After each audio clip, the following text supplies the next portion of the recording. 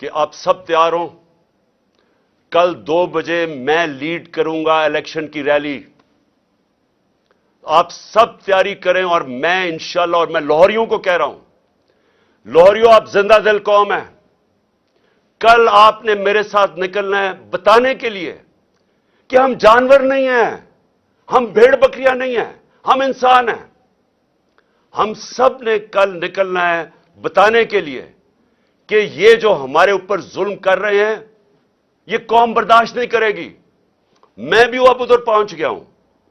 میں نے جب سے انہوں نے بیرونی سازش کر کے، جو کریگ مری جو ایک دانشور، ایک ڈپلومیٹ، برطانیہ کے امبیسڈر، وہ کہتا ہے کہ سی آئی اے نے عمران خان کی گورنمنٹ گرائی ہے، امریکنوں نے.